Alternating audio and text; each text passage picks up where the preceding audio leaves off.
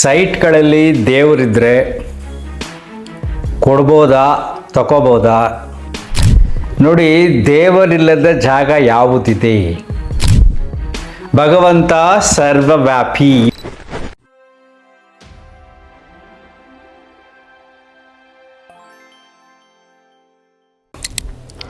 ನಮಸ್ಕಾರ ಸ್ನೇಹಿತರೆ,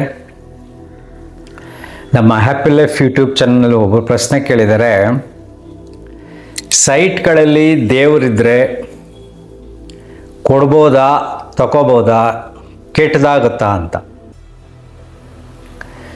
ನೋಡಿ, ದೇವರಿಲ್ಲದ ಜಾಗ ಯಾವುದಿದೆ ಅನ್ನೋದಕ್ಕೆ ಸಿನಿಮಾದಲ್ಲಿ ತೋರಿಸಿದ್ದಾರೆ.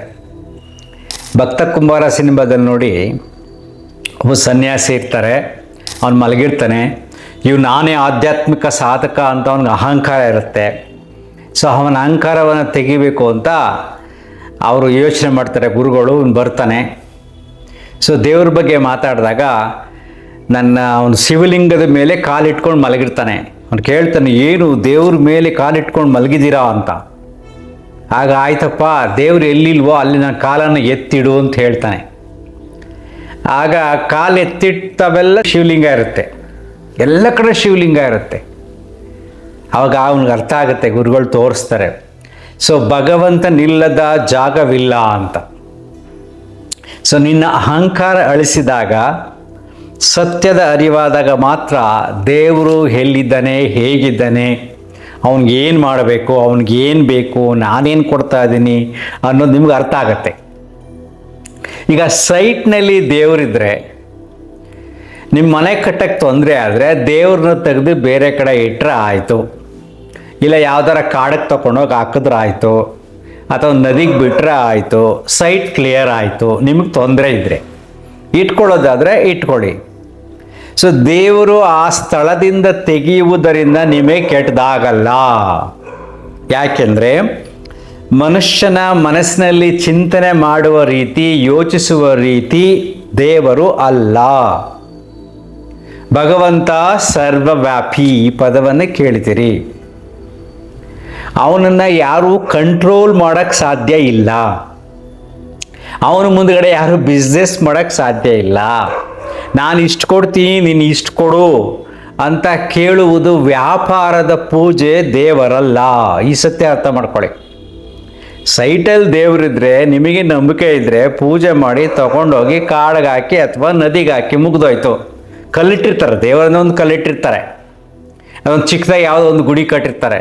ಆ ಸೈಟ್ ತಗೋಬಾರ್ದು, ಇಲ್ಲಿ ದೇವರ ಓಡಾಟ ಇದೆ, ಸುಳ್ಳಿದಾಟ ಇದೆ ಅಂತ ಏನೇನೋ ಹೇಳ್ತಾರೆ ಕಟ್ಟುಕತೆಗಳನ್ನು. ಅವೆಲ್ಲ ಸಂಪೂರ್ಣ ಮೌಢ್ಯ ಮತ್ತು ಸುಳ್ಳು. ಸೊ ಅದನ್ನು ಮಾಡಿಕೊಂಡ್ರೆ ಕ್ಲಿಯರ್ ಆಯಿತು. ಅದನ್ನೆಲ್ಲ ನಂಬಕ್ಕೆ ಹೋಗಬೇಡಿ. ಸಪೋಸ್ ನಂಬಿ ಅವ್ರು ಕಡಿಮೆ ರೇಟಿಗೆ ಕೊಟ್ಟರೆ ಆ ಸೈಟ್ನ ತಗೊಳ್ಳಿ, ನೀವು ಅದನ್ನು ಕ್ಲಿಯರ್ ಮಾಡಿ ಒಳ್ಳೆ ಮನೆ ಕಟ್ಕೊಳ್ಳಿ, ಭಗವಂತನಲ್ಲಿ ಪ್ರಾರ್ಥಿಸಿ. ಇಲ್ಲಿ ನಿನ್ನನ್ನು ಇಟ್ಕೊಂಡು ಪೂಜೆ ಮಾಡ್ತಿದ್ರಪ್ಪ, ಈಗ ನಾನು ಮನೆ ಕಟ್ಕೋತಾ ಇದ್ದೀನಿ, ನನಗೆ ಪರ್ಮಿಷನ್ ಕೊಡೋದ್ರೆ ಮುಗ್ದಾಯ್ತಪ್ಪ. ಅವನು ಪರ್ಮಿಷನ್ ಕೊಡದೇ ಇರೋಕ್ಕೆ ಕಾರ್ಪೊರೇಷನ್ ಮ್ಯಾನ್ ಅವನು, ಅಥವಾ ಬೇರೆ ಯಾರಾದರೂ ಆಗಿರ್ತಾರ ಅಲ್ವಾ? ಅವನಿಗೆ ಬರೀ 30, 40, 60, 40 ಅಥವಾ 1 ಎಕರೆ ಜಮೀನು ಅವನದಲ್ಲ. ಅದ್ಭುತವಾದ ಸೃಷ್ಟಿ, ಭೂಮಿಯೇ ಅವನು. ಬರೀ ಒಂದು ಭೂಮಿ ಅಲ್ಲ, ಎಷ್ಟೊಂದು ಗ್ರಹಗಳಿದೆ. ನಾವು ತಿಳ್ಕೊಂಡಿದ್ದು 9 ಗ್ರಹಗಳು, 400, 500, 600 ಗ್ರಹ. ಮುಂದಕ್ಕೆ ಇನ್ನೂ ಬೇಕಾದಷ್ಟಿದೆ. ಮನುಷ್ಯನ ಲಿಮಿಟ್ ಅಷ್ಟೇ, ಇನ್ನೂ ಬೇಕಾದಷ್ಟು ಗ್ರಹಗಳಿದೆ. ಸೊ ಈ ಸೃಷ್ಟಿಕರ್ತ ಅಂತ ಕರಿತೀವಿ. ಆ ಪದದ ಅರ್ಥ ಮಾಡ್ಕೊಳ್ಳಿ. ಆ ಸೃಷ್ಟಿಕಷ್ಟ ಅಷ್ಟೊಂದು ವಿಶಾಲವಾದ ಭಗವಂತ ಇರಬೇಕಾದಾಗ ನಿಂದು ಯಾವುದೋ ಚಿಲ್ಲರೆ 2 ಬಾಳೆಹಣ್ಣಿಗೆ, ಒಂದು ತೆಂಗಿನಕಾಯಿಗೆ, ಅಥವಾ ನೀನು ಯಾವುದೋ ಪೂಜೆಗೆ ಅವನು ಒಲಿಯುವವನು ಅಲ್ಲ. ಅದು ನಿನ್ನ ನಂಬಿಕೆ ಅಲ್ವಾ? ನಮ್ಮ ಮನೋ ವ್ಯಾಪಾರ ಹೇಗಿದೆ ಅಂದರೆ, 50 ರೂಪಾಯಿ 100 ರೂಪಾಯಿ ಖರ್ಚು ಮಾಡಿ 1000 ರೂಪಾಯಿ ಕೇಳೋದು ಭಗವಂತನ ಹತ್ರ. ಅದು ಎಂಥ ವಿಚಿತ್ರ ಅಂದರೆ, ಅವನೇ ಸೃಷ್ಟಿ ಮಾಡಿದ ತೆಂಗಿನಕಾಯಿ, ಅವನೇ ಸೃಷ್ಟಿ ಮಾಡಿದ ಬಾಳೆಹಣ್ಣು, ಅವನಿಗೆ ಅದನ್ನು ಅರ್ಪಿಸಿ ನನಗೆ ಕೆಲಸ ಮಾಡಿಕೊಡು ಅಂತ ಹೇಳೋದು. 108 ತೆಂಗಿನಕಾಯಿ ಹೊಡಿತೀನಿ ಅಂತ ಹೇಳೋದು. 108 ತೆಂಗಿನಕಾಯಿ ನಿಂದ ಅದು ಭಗವಂತನ ಸೃಷ್ಟಿ. ಅದನ್ನು ತಂದು ಹೊಡೆಯೋದು. ಸೊ 108ಗೆ ದೇವರು ಹೊಲ್ದ್ಬಿಟ್ಟು 108 ಕಾಯಿ ಹೊಡೆದವನೆ ಅಂತ. ಅದೇನೆಲ್ಲ ವೇಸ್ಟ್ ಆಗಿರುತ್ತೆ. ಆ 108 ಕಾಯಿಯನ್ನು ತಿಂದು ಉಪಯೋಗಿಸಿದ್ರೆ ಬಡಬಗ್ರಿಗೆ ಕೊಟ್ಟಿದ್ರೆ ಪ್ರಯೋಜನಕ್ಕೆ ಬರುತ್ತೆ. ಆದರೆ ನೀನು ಹೊಡಿತೀಯ, ಬೀದಿಲೆಲ್ಲ ಎರ್ಚಿರ್ತೀಯ. ಎಂಥ ಅದ್ಭುತವಾದ ತೆಂಗಿನಕಾಯಿ ಅದು ಅಲ್ವಾ. ಆ ತೆಂಗಿನಕಾಯಿ ದೇವರ ಮುಂದುಗಡೆ ಇಟ್ಟು ಅದನ್ನು ಕಾಯಿನ ಹಿಂಗೆ ಹೊಡಿತೀವಿ, ಹೊಡೆದು ಅದನ್ನ ಮುಂದುಗಡೆ ಇಟ್ಟು ಆಫರ್ ಮಾಡಿ ಪೂಜೆ ಮಾಡ್ತೀವಿ. ಕೆಲವಾರು ದೇವಸ್ಥಾನಗಳಲ್ಲಿ ಪೂಜೆ ಮಾಡಿದ ತೆಂಗಿನಕಾಯನ್ನು ಹಾಳು ಮಾಡಬೇಡ, ಮನೆಗೆ ತಗೊಂಡೋಗಿ ಸ್ವೀಟ್ ಮಾಡ್ಕೊಂಡು ತಿಂದ್ರಿ ಅಂತಾರೆ. ನೆನಪಿದೆಯಾ ನಿಮಗೆ? ಕೇಳಿದ್ದೀರಾ? ಅಂಥ ತೆಂಗಿನಕಾಯಿ ತೊಗೊಂಡೋಗ್ಬಿಟ್ಟು ಬೀದಿಲಿ ಹೊಡೆದು ಪೀಸ್ ಮಾಡಿ ಹಾಳು ಮಾಡ್ತಿರಲ್ಲ ನೀವು. ಎಂಥ ಮೌಢ್ಯತೆ ಅದು! ಹಾಳು ಮಾಡೋದು ಮೌಢ್ಯತೆ. ಅದು ಒಂದು ಜೀವನಕ್ಕೆ ರಕ್ಷಣೆ ಕೊಡತಕ್ಕಂಥ, ಶಕ್ತಿ ಕೊಡತಕ್ಕಂಥ ಅದ್ಭುತವಾದ ವಿಟಮಿನ್, ಪ್ರೋಟೀನ್ಸ್ ಎಲ್ಲವೂ ಆ ತೆಂಗಿನಕಾಯಿನಲ್ಲಿ ಇರುತ್ತೆ. ಅಂಥ ಅದ್ಭುತವಾದ ತೆಂಗಿನಕಾಯಿ ದೇವರು ಅಂತ ಕರಿತೀವಿ, ಮುಕ್ಕಣ್ಣೇಶ್ವರ ಅಂತ ಕರಿತೀವಿ, 3 ಕಣ್ಣುಗಳಿದೆ ಅಂತ. ಆ ಕಾಯಿಯನ್ನು ನಾವು ಬೀದಿಲಿ ಹೊಡೆದು ಹಾಳು ಮಾಡ್ತೀವಿ ನಾವು. ಅದು ಮೌಢ್ಯ. ಸೊ ಆ ತೆಂಗಿನಕಾಯಿನ ಭಗವಂತನಿಗೆ ಅರ್ಪಿಸಿದ್ರೆ ನೀನು ಅದನ್ನು ಸೇವಿಸಬೇಕು. ದೇವರಿಗೆ ಅರ್ಪಿಸುವ ಪ್ರತಿಯೊಂದು ಪದಾರ್ಥಗಳನ್ನು ನಾವು ಉಪಯೋಗಿಸ್ತೀವಿ ಶ್ರೇಷ್ಠತೆಯಿಂದ. ಪ್ರಸಾದ ಅಂತ ನಾವು ಉಪಯೋಗಿಸ್ತೀವಿ. ಪ್ರಸಾದ ಅಂದ್ರೇನು? ನಾವು ಭಗವಂತನಿಗೆ ಅರ್ಪಿಸುವ ಪದಾರ್ಥಗಳೆಲ್ಲವೂ ಶ್ರೇಷ್ಠವು. ಆ ಶ್ರೇಷ್ಠವಾದದನ್ನು ನಾನು ಉಪಯೋಗಿಸ್ಬೇಕು. ನಿಂಬೆಹಣ್ಣು ತುಂಬ ಶ್ರೇಷ್ಠ, ಜೇನುತುಪ್ಪ ತುಂಬ ಶ್ರೇಷ್ಠ, ತುಪ್ಪ ಶ್ರೇಷ್ಠ, ಹಾಲು ಶ್ರೇಷ್ಠ, ಪಂಚಾಮೃತಗಳು ಶ್ರೇಷ್ಠ, ಹಣ್ಣುಗಳು ಎಲ್ಲ, ಬಾಳೆಹಣ್ಣು ಎಂಥ ಶ್ರೇಷ್ಠ, ಯಾವಾಗಲೂ ಸಿಗುತ್ತೆ. ತೆಂಗಿನಕಾಯಿ ಯಾವಾಗಲೂ ಸಿಗುತ್ತೆ ಅಲ್ವಾ. ಬೇವಿನ ಸೊಪ್ಪು ಒಳ್ಳೆ ಔಷಧಿ, ತುಳಸಿ ಒಳ್ಳೆ ಔಷಧಿ. ಈ ಥರ ತುಂಬ ಉಪಯುಕ್ತವಾದ ಪದಾರ್ಥಗಳನ್ನು ನಾವು ಭಗವಂತನಿಗೆ ಅರ್ಪಿಸ್ತೀವಿ. ಅದನ್ನು ನಾವು ಉಪಯೋಗಿಸಬೇಕು. ಅದಕ್ಕೆ ಪ್ರಸಾದ ಅಂತ ಕರೆಯೋದು ನಾವು. ಅದನ್ನ ಹೋಗ್ಬಿಟ್ಟು ನೀನು ಬೀದಿಲಿ ಹೊಡೆದಾಕಿದ್ರೆ ತಪ್ಪಲ್ವಾ? ಒಂದು ಉದಾಹರಣೆ ಕೊಟ್ಟದ್ದು. ಸೊ ದೇವರು ಎಲ್ಲ ಕಡೆ ಇದ್ದಾನೆ. ಮೌಢ್ಯದಲ್ಲಿ, ಮೂಢನಂಬಿಕೆಗಳಲ್ಲಿ ಮನಸ್ಸುಗಳು ಸಿಗಾಕೊಂಡ್ಬಿಟ್ಟು ಈ ರೀತಿಯಾದ ಸುಳ್ಳು ಶಾಸ್ತ್ರಗಳನ್ನು ಹೇಳೋದು. ಏನು, ಅಲ್ಲಿ ದೇವರಿದೆ, ಆ ಸೈಟ್ ತೊಗೊಂಬೇಡ, ನೀನು ಅದು ಮಾರಬೇಡ, ಅದು ನಿನಗೆ ಕೆಟ್ಟದಾಗತ್ತೆ, ನಿನಗೆ ಕೆಲವು ರೋಡ್ ಮನೆ ಮುಂದ್ಗಡೆ ರೋಡ್ ಹೋಗ್ಬಿಟ್ರೆ ಡೈರೆಕ್ಟ್ ರೋಡ್ ಕೂತು ವಾಸ್ತುನವ್ರು ಎದುರಿಸ್ತಾರೆ, ಈ ಪುರೋಹಿತರುಗಳು ಎದುರಿಸ್ತಾರೆ, ಗ್ರಹಗತಿಗಳು ಸರಿ ಇಲ್ಲ ಅಂತ ಎದುರಿಸ್ತಾರೆ, ದಿಕ್ಕನ್ನು ನೋಡಿ ಎದುರಿಸ್ತಾರೆ. ಸೊ ತುಂಬ ಎದುರಿಸೋರು ಜಾಸ್ತಿ. ಇದ್ರ ಬಗ್ಗೆ ನಾನು ತುಂಬ ವಿಡಿಯೋಗಳನ್ನು ಮಾಡಿದ್ದೀನಿ. ಮನುಷ್ಯನ ಮನಸ್ಸಿನಲ್ಲಿ ಭಯವನ್ನು ಬಿತ್ತಿ ವ್ಯಾಪಾರ ಮಾಡುವ ಸಾತ್ವಿಕ ಭಯೋತ್ಪಾದಕರೇ ಜಾಸ್ತಿ. ಸಾತ್ವಿಕ ಅಂದರೆ ವೇಷ ಹಾಕ್ಕೊಂಡಿರ್ತಾರೆ, ಅದಕ್ಕೋಸ್ಕರ ಆ ಪದ ಉಪಯೋಗಿಸ್ದೆ. ಸಾತ್ವಿಕ ಭಯೋತ್ಪಾದಕರು ಜಾಸ್ತಿಯಾಗಿ ಮುಗ್ಧ ಮನಸ್ಸುಗಳನ್ನು ಉಪಯೋಗಿಸ್ಕೊಂಡು ಅದ್ರ ಮೇಲೆ ತುಂಬ ಆಟ ಆಡೋರು ಜಾಸ್ತಿ. ಇದೆಲ್ಲ ಬಿಟ್ಟಾಕಿ ಸಿಂಪಲ್ ಸೊಲ್ಯೂಷನ್. ಸೈಟಲ್ಲಿ ದೇವರಿದ್ರೆ ಕ್ಲಿಯರ್ ಮಾಡಿ ಒಳ್ಳೆ ಮನೆ ಕಟ್ಕೊಳ್ಳಿ. ಮಾರಬೇಕು ಅಂದರೆ ಮೊದಲೇ ಕ್ಲಿಯರ್ ಮಾಡಿಬಿಟ್ಟು ಆಮೇಲೆ ಮಾರಿ. ಯಾಕಂದರೆ ಎಲ್ಲರನ್ನು ಬದಲಾಯಿಸಲು ಸಾಧ್ಯವಿಲ್ಲ. ಒಬ್ಬರು ಚೇಂಜ್ ಆದರೆ, ನಮ್ಮನೇಲಿ ನಾನು ಚೇಂಜ್ ಆದರೆ ನನ್ನ ಹೆಂಡ್ತಿ, ನನ್ನ ಮಕ್ಕಳು, ನನ್ನ ಬಂಧು ಬಳಗದವರು ಚೇಂಜ್ ಆಗಿರಲ್ಲ. ಇವನಿಗೆ ಬುದ್ಧಿ ಸರಿ ಇಲ್ಲ, ಅದಕ್ಕೆ ಹಿಂಗೆ ಮಾತಾಡ್ತಾನೆ, ಇವನು ದೇವರನ್ನು ನಂಬಲ್ಲ, ಇವನು ಅಜ್ಞಾನಿ ಅಂತ ಅವ್ರು ಥಿಂಕ್ ಮಾಡಿಬಿಟ್ಟು ಡಿಸೈಡ್ ಮಾಡಿಬಿಡ್ತಾರೆ ಅವನ ಮಾತು ಕೇಳೋದು ಬೇಡ ಅಂತ. ಯಾಕೆಂದರೆ ಅಷ್ಟೊಂದು ಮೆಚುರಿಟಿ ಬಂದಿರೋದಿಲ್ಲ ಮನಸ್ಸಿನಲ್ಲಿ. ಮನಸ್ಸನ್ನು ಅರ್ಥ ಮಾಡ್ಕೊಂಡು ನೋಡಿ.